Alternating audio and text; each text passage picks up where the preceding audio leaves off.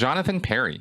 How long or far enough up the bridge do you have to go before you learn about PTSness, suppressive persons, and disconnection? I can't imagine it's immediate or no one would want to join. At what point does it start to turn into something completely different than what you thought it was going to be?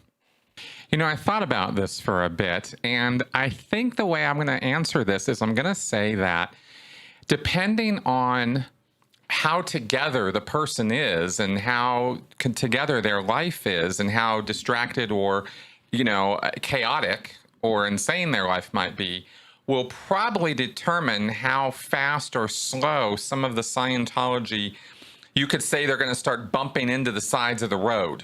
Like when you come into a group, it's a wide open road. We want everybody in here. And then the road narrows as the guidelines and strictures and rules start coming into play as to, who can be part of this and what kind of path do you need to walk.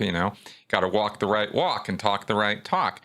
But when you're first coming in, you don't know what the walk and the talk is, and all you know is you want to get better or you want some help, and this group is telling you that they can help you with that, and they're convincing you of the truth of that.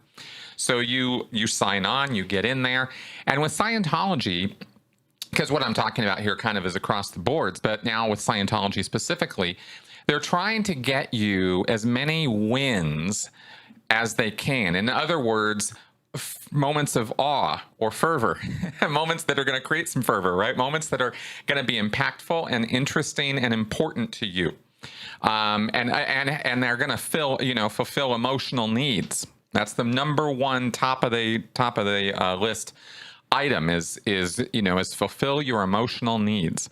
You've come into Scientology because you are having trouble with your kids or your job or yourself. You're depressed. You're anxious. You're this. You're that. And Scientology is going to help you. So they got to get those wins across to you quickly. And that's what creates the sort of, as my friend Yuval Leor likes to say, the awe experience or the fervor experience, right? Where you have this all the endorphins and everything, woohoo, right? The dopamine hits and all that. That's what they want. And they're trying to do that with training, with the beginning courses and with the auditing, the beginning auditing services you can get. But they're also so anxious to get it to you that they want to sit down and talk to you too and try to get it across that way and acculturate you into the Scientology world as quickly as they can. A lot of Scientologists are really anxious to get new people in, and they're very excited when somebody shows up. So, as far as my point here, of course, is that it's all about these wins. So they're not going to try to lay a whole bunch of strictures on you right away. They don't want to hem you in right away. They want you to feel that this is a big, wide open, free thing, and all the things you've heard are totally wrong, and you can come and go whenever you want, and we're not heavy duty, and we're not hardcore, right? Until you have a few of these wins, until you have what they call cognitions. Now, cognition is a regular English word that is about thought or having ideas, but in Scientology, a cognition is a noun, and it's a realization about life or about yourself or about some significant thing to you. Oh, that's why my mom was always ragging on me. Oh, that's why I failed out in school. Oh, that these kind of moments. These are major cognitions. This is what they really, really are trying to get. And through the common sense kind of advice that you get on the beginning courses, for some people, this is a really big revelation. They don't know common sense on this point. That's why they ran into trouble on it in the first place. So they learn some of these principles of organization or about people or about communication or something, and they go, oh, wow, I never thought about it that way before. And they can kind of reframe the situation in a new light and go, oh, and they have a cognition, they have a win, they have wow, this was great. And they, of course, attribute that to Scientology. Same in the auditing, same experience. Now, you want to get a person to the point where they've had more than one of these. See, one's good, but 2, 3, 4 are way better, because then they're not in a frame of mind where they're going to really ask you a lot of questions or be really suspicious about your motives, because you've delivered emotional satisfaction and even happiness to them for periods of time, and they have felt euphoric, they have felt blown out of their heads, This, by the way, is the time when you want to interpret this kind of thing as being exterior, out of body experience, right? Like as a thetan, you popped out. This is what's interpreted, the experiences that are interpreted on that communications course that we've talked about so many times, where in the 1970s and 80s, people were doing this course and, oh man, I'm out of my head, I'm exterior, well, that is, a lot of that has to do with interpretation of the euphoria. And, you can have a euphoric experience, but that doesn't mean that you're a spiritual entity, or two, that you popped out of your head. But anyway, I digress.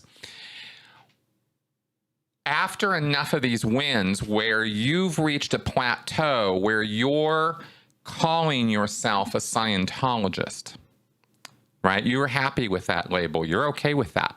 Yeah, this is my group. This is my jam. This is what I want to be doing, right? That's the point when they can start introducing some more structures and some more guidelines and some more rules, like the PTS stuff. See, after you've had a few of these wins, you, of course, the person who's excited and euphoric about all this usually goes and starts telling their friends and family about it. Who wouldn't? They're excited about it. They want to share this good news. They feel relieved. They feel happy. And of course, their friends and family immediately, it's a cult. What are you doing? Didn't you watch Scientology The Aftermath? Et cetera, right? So then they come back in the church, and now they're not so happy because now their family and friends are upset with them, and they're like, ah. And that's usually at that point is when the ethics officer or the registrar, the salesperson, will sit the person down. And sometimes the salesperson does this. They don't always send them over to an ethics officer. They're not supposed to do this, but they do. And they will start prying and finding out, okay, who told you what? What did they say? What happened?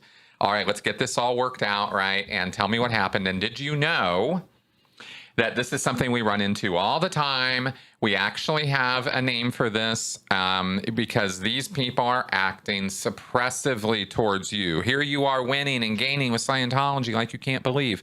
And you go home, and what's their reaction? It's a cult. It's bad. It's horrible. Do we look like a bunch of cult members to you? Does this place look bad? Does it look like we have some dark dungeon in the basement? I mean, come on. You have had amazing wins and gains. They don't know what they're talking about. You know what the experience is. Okay, so let's get this sorted out. And then they will go and learn about PTSness and suppression and disconnection. And they will be asked, okay, how do you want to start handling this, right? Do you want to deal with these friends? Do you want to deal with these family? Or should we start cutting ties? And you're not going to generally see a lot of push to cut ties early on, at least not when I was in. It might be more extreme now. I could certainly see that it could be. But over the years, it's gotten more and more and more extreme and kind of like less tolerant of anybody giving you any crap about Scientology.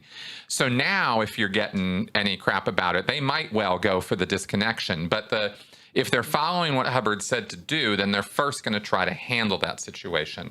And that, of course, would make sense to somebody who is new and kind of fresh and green, wet behind the ears.